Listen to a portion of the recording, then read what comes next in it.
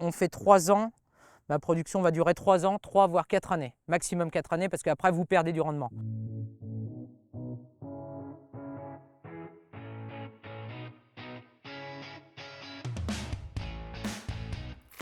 On est obligé de pré-faucher comme vous voyez là les andins. En fait c'est une entreprise moi pour moi qui vient le faire. C'est une machine qui coupe et qui andaine. Et donc après pour récolter cette luzerne il va falloir attendre 5 jours, 6 jours, tout dépend de la climato parce que s'il pleut, comme la semaine dernière il a plu, là ça fait ici 8, 9, 10 jours qu'elle est coupée. Donc cet après-midi, grâce aux températures qu'on a aujourd'hui, on va pouvoir la ramasser. Et par contre, il faut être technique aujourd'hui pour de la luzerne, parce que là je vous explique la technicité de la récolte. Après on va parler de la technicité pour faire venir justement la graine de luzerne. Mais au niveau de la récolte, donc cet après-midi nous allons intervenir avec ma moissonneuse, une moissonneuse conventionnelle, et ramasser la graine à maturité, sachant que pour ramasser la graine à maturité, il faut entre 8 et 13% d'humidité. Il ne faut pas être plus de 13% d'humidité pour ramasser une luzerne. Aujourd'hui, on n'aura pas du tout de problème, on sera je pense même en dessous de 8 car on va arriver à des températures de 30-35 degrés cet après-midi.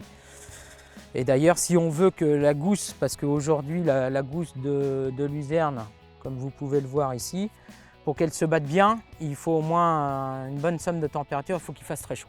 Et ensuite, il y a tout un aspect suivi de culture. Donc comme je vous disais tout à l'heure, la culture de luzerne ne demande pas beaucoup d'engrais, pas du tout d'azote comme elle la restitue. Et elle a besoin par contre un peu de phosphore et de potasse. Mais bon, on est sur des marges, des charges opérationnelles qui montent très peu en engrais. Par contre au niveau phytosanitaire, c'est une plante qui n'est pas malade.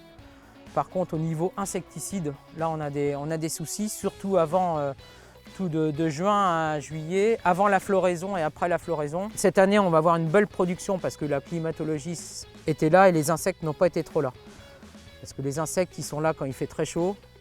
Et on a quand même un peu d'insecticide pour mettre, mais moi je voudrais bien pas mettre d'insecticide parce que le but c'est pas mettre des insecticides. Parce qu'aujourd'hui le monde de l'agriculture on nous dit qu'on balance des insecticides, mais moi je mets un insecticide si ma plante est attaquée. Si elle n'est pas attaquée, ça ne sert à rien de mettre des insecticides. Et en plus je travaille aussi en partenariat parce que là vous voyez avec un éleveur du coin, enfin avec des éleveurs, j'ai 2 éleveurs. Parce que la première coupe, là, elle a été moissonnée, mais sachant que la luzerne, avant d'arriver à son stade de maturité pour la graine, elle est déjà coupée au mois de mai. Là, je l'ai coupée vers le 15 mai. Une première coupe qui va directement en ensilage pour les vaches laitières. Donc, je travaille avec un agriculteur du coin. Donc, lui, il est content donc, il a ma coupe de luzerne. Et là, c'est possible que là, vous voyez que c'est encore un peu verdissant. Ça se trouve, j'aurai une 3e coupe qui sera encore pour un éleveur. Donc, c'est vraiment un travail en partenariat. Si aujourd'hui, moi, je me considère peut-être, comme vous le dites, on peut dire céréalier, mais moi, je travaille avec mes voisins qui sont éleveurs. On est tous main dans la main.